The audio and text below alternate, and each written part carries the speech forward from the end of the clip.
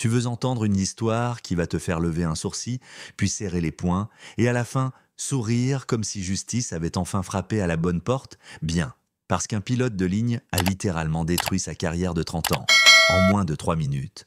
Et il l'a fait devant la femme qui dirigeait, en secret, toute la compagnie aérienne. Oui, celle qui l'avait humilié la veille, parce qu'il pensait qu'elle n'avait rien à faire en première classe. Tout a commencé un mardi matin à l'aéroport régional de Saint Charles, Missouri. Un de ces matins calmes où tout semble tourner rond, sauf que pas vraiment. Dans la file d'embarquement pour le vol 218, à destination de Seattle, une femme en tailleur bleu nuit s'avança, mallette en cuir à la main, chaussures impeccables, démarche de PDG mais regard humble. Elle s'appelait Maya Desrosiers, la cinquantaine élégante, peau caramel, yeux perçants, genre de femme qui te donne envie de te tenir droit sans qu'elle dise un mot. Sauf que la préposée au comptoir, une blonde nommée Jenna, eut un moment de bug. Elle regarda le billet de Maya, puis son visage, puis le billet, encore son visage. « Je vais avoir besoin d'une pièce d'identité, madame. » Maya la lui tendit, sans broncher, habituée à ce genre de danse. Jenna fit durer le moment.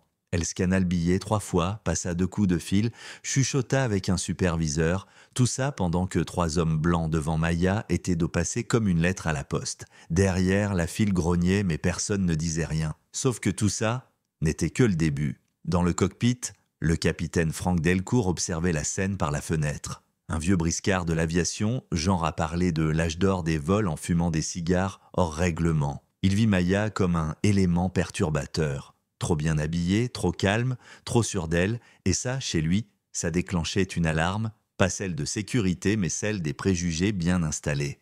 Finalement, Maya monta à bord, elle s'assit en 1A, première classe, hublot, tranquille, mais quand elle passa devant l'hôtesse, Angie, le ton changea. Les passagers précédents avaient eu droit à des sourires, des plaisanteries, même un « prenez soin de vous ». Maya, elle, reçut un carte d'embarquement, s'il vous plaît. Sec, distant, comme si sa seule présence dérangeait la moquette.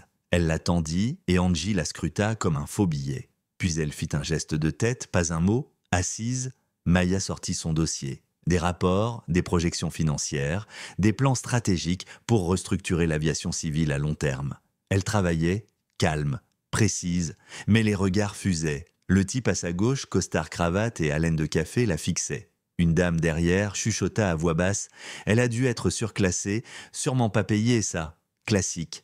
Sauf que cette fois, il y avait des caméras. Et là, le moment. Frank sortit du cockpit.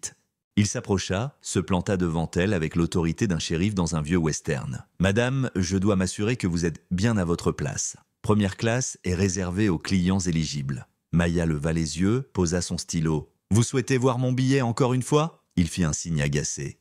Je veux une preuve d'achat, une confirmation de l'entreprise, voire une pièce de crédit. Le silence. Les gens se retournèrent. Une étudiante activa son enregistrement. Quelqu'un murmura « C'est quoi ça, une vérif de statut social ?» Maya, sans hausser la voix, prit son téléphone. « Je documente cette interaction pour mes archives. » Frank fit un geste sec. « N'avez ce que vous voulez, mais vous bougez. » Elle resta droite. « Et les autres? Vous avez vérifié leurs billets aussi ?» Pas de réponse. 4 minutes plus tard, 2 agents de sécurité montèrent dans l'avion. « Madame, veuillez nous suivre. » Elle obéit, sans crier, sans s'effondrer. Mais chaque pas résonnait dans la cabine comme une gifle silencieuse. Ils l'envoyèrent au fond, rangée 29, siège du milieu, entre un bébé hurlant et un homme de 130 kilos qui débordait des 2 côtés. Les passagers la fixaient comme un animal de zoo. Mais personne ne savait encore que c'était la PDG de toute la compagnie. La vraie, la bosse. Parce que Maya Desrosiers n'était pas n'importe quelle passagère. Elle venait tout juste d'être nommée présidente directrice générale de Northstream Airlines. Elle avait gardé ça discret, un test. Elle voulait voir comment les clients ordinaires étaient de traités. Et là, elle avait tout vu et tout filmé. En descendant de l'avion, elle se dirigea non pas vers le parking VIP, mais vers le comptoir des réclamations. Elle remplit un formulaire comme n'importe qui. Une agente appelée Lorna essaya de la calmer. « On peut vous offrir un bon de réduction ou un surclassement la prochaine fois. » Maya sourit. « Non merci. Je veux parler à votre directeur de service passager. » Lorna se tendit. « Je ne suis pas certaine que... » Maya la coupa. « Appelez-le, je suis Maya Desrosiers. » Lorna blêmit. 30 minutes plus tard, Maya entrait dans le siège social de Northstream par la porte principale. Elle refusa l'ascenseur exécutif. Elle monta avec les autres, saluant les visages qui ne la reconnaissaient de pas. Au 30e étage, elle entra dans la salle de réunion. Ils étaient là, tous. Le capitaine Delcourt, l'hôtesse Angie, le directeur opérationnel, le chef RH, le service juridique. Certains debout, d'autres assis, raides comme des piquets. Elle s'installa en bout de table, posa son sac, retourna son badge, PDG, Maya Desrosiers, et là, silence. Capitaine Delcourt, nous nous sommes rencontrés hier. Vous m'avez demandé de justifier ma présence en première classe. Alors voici. Elle sortit une télécommande, un écran s'alluma, 17K en un an, tous ciblant des passagers racisés, tous impliquant le même équipage. Témoignages, vidéos, emails, tout était là. Franck ouvrit la bouche, puis la referma. Mais le twist, le vrai, c'est que l'un des agents de sécurité, celui qui l'avait escorté, avait aussi témoigné de son calme.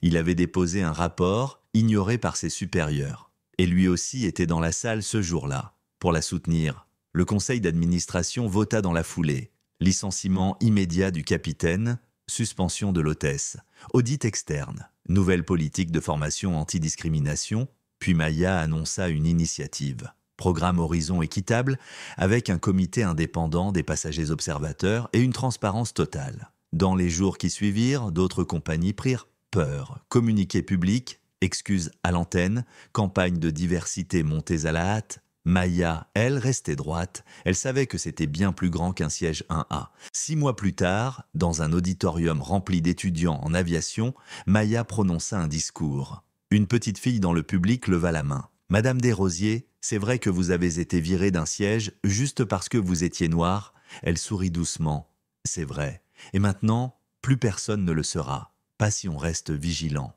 Mais pendant ce temps-là, dans un petit salon poussiéreux de banlieue, Franck Delcourt regardait le même discours, seul, lunettes glissées sur le nez, les mains tremblantes. Sa femme l'avait quitté, sa licence avait été révoquée, sa carrière envolée, il revint en arrière. Fige à l'image, Maya souriait. Cette même femme qu'il avait traitée comme une fraude était maintenant le visage de la nouvelle aviation américaine.